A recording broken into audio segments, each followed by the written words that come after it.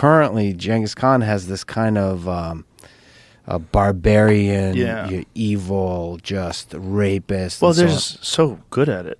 They were so good at murder. They were so good at war. I mean, just so uniquely good at military strategy. So it's about, he always kept the army to about 100,000. It's small. So it's 100,000 horses. Each soldier had 5 horses, so 4 spare horses with them. So imagine it's 500,000 Which they use their blood to fuel them. Yeah, they would use that for blood. food. So it's very portable. Yeah. They're not bringing, right. Logistically, the whole, I mean, this is, it's just imagine this armada moving at like, they can move like 50 miles a day, this entire army, and they don't have to follow the roads, which all the military would follow the roads. So you can go around, you can surround, and they did as you know, they can retreat, feign retreat, and then attack from the sides. Yep. It's the blitzkrieg. It's the genius stuff. And a lot of people, including Dan Carlin, say it's the greatest military in history. They would defeat every single military, including Napoleon, with the muskets and everything. Yeah. They would destroy Napoleon. And then, of course, in the 20th century. You know what they didn't defeat? Samurais. Right. But they never really fought. They did. They fought, but it's not a real battle. These guys are fucking crazy. They thought they were crazy. These guys were like practicing their whole lives for one-on-one combat with swords.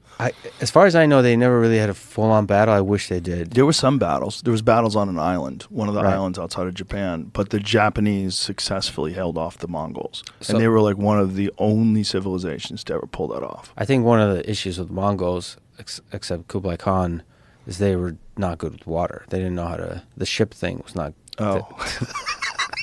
What a big mistake. Well, imagine if they got as good with water as they were with horses. That would have been a real problem. Well, a lot of things they had advantage on, like, for example, they can ride on ice. And so... How'd they do that? In Mongolia, these people, like, Did they have different horseshoes? Did they even shoe their horses back then? No, I don't think so. Really? No. It's all... Like, they don't have... Like, when did they start shoeing horses? That's a good question.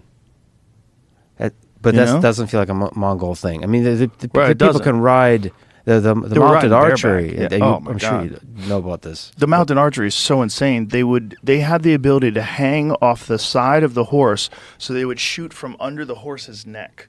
So they were completely defended by the horse, and they were shooting arrows, and their bows were 160 pounds. Mm-hmm.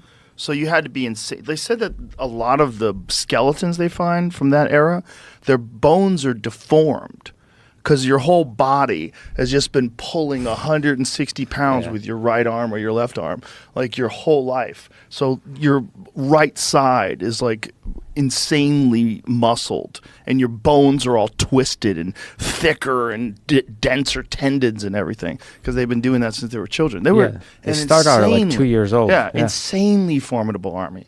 Insanely formidable. But here's something to take into consideration when we're saying about like how Genghis Khan's genes were spread. But just right off the bat, it's all awful, all horrible. I wish no one ever got killed by anybody ever. It's all awful. All war is hell. All of it. All's hell.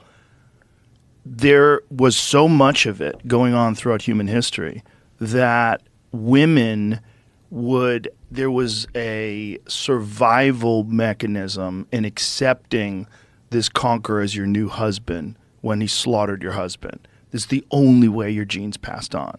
So these women were able, I mean, even if they said they fell in love with him, even if they did marry him, even if they were happy to marry him, there was like almost an evolutionary requirement because we slaughtered each other so much that if you wanted your genes to pass on, you had to accept the slaughterer of your former mate. And then in modern day society, we will call that rape. Right. But you have to use different words for that time because there is rape where it's like violent rape as part of war, as part of a mechanism of terror. I think even as just part of society up until like a few thousand years ago or even a few hundred years ago. I think human beings, like I've had a bunch of friends who've served overseas, and the stories they tell from Afghanistan, especially with the child raping, is fucking bone curdling. Like you blood curdling, just like you just want to leave the room when they're talking. You don't even want to hear this. You don't want to think that this is happening, and it's happening right now because it's an old culture. It's an old culture, and it's separate from the rest of the world. It's very remote, very difficult to access. You have warlords and herders who are living in these nomadic tribes to this day. Not much different than when Alexander the Great conquered it. So I should say that Genghis Khan, from everything I understand, was not progressive, but he was very pragmatic.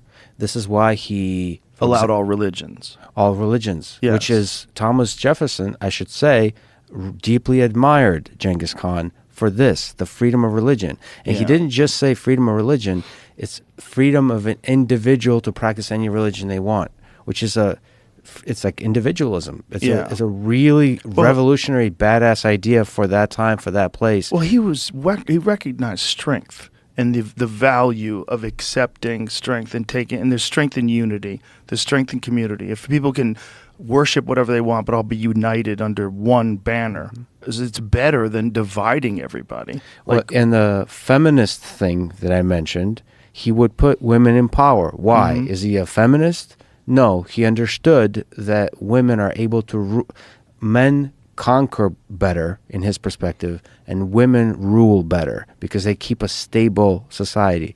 So he would marry a woman to the king of the place, and then send the king off to fight, the ruler to fight, knowing for sure he's going to die. But the woman is now ruling, and then there's a lot of like progressive things about like they were allowed to show their face, especially in the Persian lands where they conquered. Like they're allowed to wear these fancy headdresses, and which is They could floss a little. Yeah, Chicks exactly. got excited about that. Yeah, exactly. New rules. And the other thing, on this is the tricky thing is the Mongolian tribes where Genghis Khan came up. By the way, came up from nothing. Father slaughtered. I mean, this is from nothing. That was a common practice to steal wives, to steal women.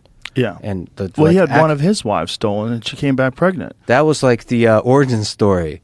The origin story of Genghis Khan, right, is like the love of his life, who was married to him for his whole life, that he proposed, or he said, we're gonna marry at 9 years old.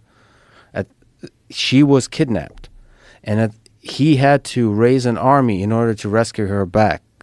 That was the sort of the split in the road. He would have been a normal Mongol, but here he has to raise an army to rescue her back.